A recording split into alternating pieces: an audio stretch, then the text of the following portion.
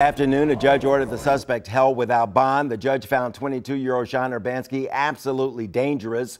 Prosecutors say the attack this weekend on Richard Collins was completely unprovoked.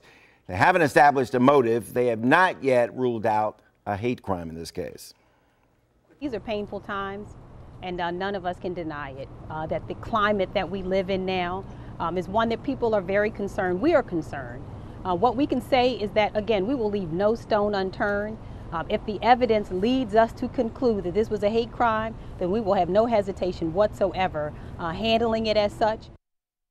Now, if prosecutors determine the murder was a race-based hate crime, Urbanski could face federal charges in this case.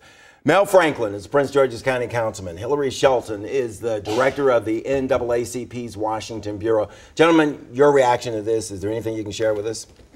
Sure. I mean, you know, tomorrow, Richard was supposed to graduate from Bowie State. Last Thursday, he was commissioned as a second lieutenant.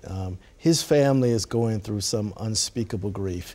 We're all asking the question, why? We don't yet have the answer. Our authorities have asked everyone to sort of caution in terms of jumping to conclusions. But when one is a member of a group called the Alt-Right, play off of the Nazis as well as this new alt-right movement, you can only, you know, reach a conclusion that there was some hatred in this individual's heart. And so our thoughts and prayers are with the Collins family, and we all are very emotional and very concerned about not just this situation, but the environment, I think, happening on our college campuses. Yeah, and you probably want to underscore, don't jump to conclusions. Sure. Just wait until we have some answers. You know, let me ask you this. I mean, have you been in touch with University of Maryland officials? I mean, what's the university doing in terms of its own internal investigation? What we've been told by our NAACP units throughout that area, and certainly even on that campus, is that they've reached out to the FBI to make sure that they have a thorough investigation to check and see if indeed it is a hate crime. As you know, the FBI has about 96 regional offices. Within those, there's an officer with the expertise in the areas of hate crimes and crimes committed under the color of law. This is outrageous and horrendous, but we want to make sure we understand exactly what happened so we can first prevent this kind of thing from ever happening again, but also look very carefully at some other issues and concerns that we've seen going on throughout our country. We have seen an increase in hate crimes against African Americans, Muslims, and others throughout the United States. We have seen that increase, and in many ways it's been justified as we watch what happened through this last election.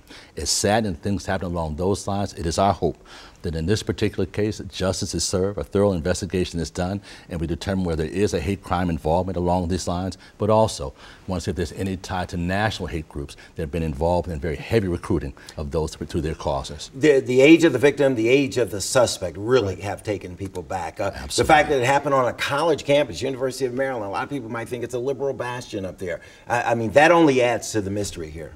Sure, and you see situations like you had at American University where you had the first student body president, African American, where you had bananas hung from nooses. Even earlier at the University of Maryland in a fraternity house, you had a noose found. So clearly there are some troubling situations going on. You see the Southern Poverty Law Center said there was a tripling of anti-Muslim hate groups last year. The Anti-Defamation League said that 86% spike in anti-Semitic incidents in the first three months of this year. So clearly something is happening, something very ominous is happening that we really can't turn a blind eye to. We don't yet know if this situation is directly connected to that environment, but we should all be very concerned about that. Yeah, well, it certainly isn't wasted discussion. We need to be talking about Absolutely. this. Absolutely. Okay? In every place we can throughout the country. As a matter of fact, there's great data available. As he mentioned, the FBI captures an awful lot of that data. We want to take a good look at that and see how it applies to our communities throughout the United States. Gentlemen, thanks a lot for coming in. We're going to stay on top of this. Appreciate it. President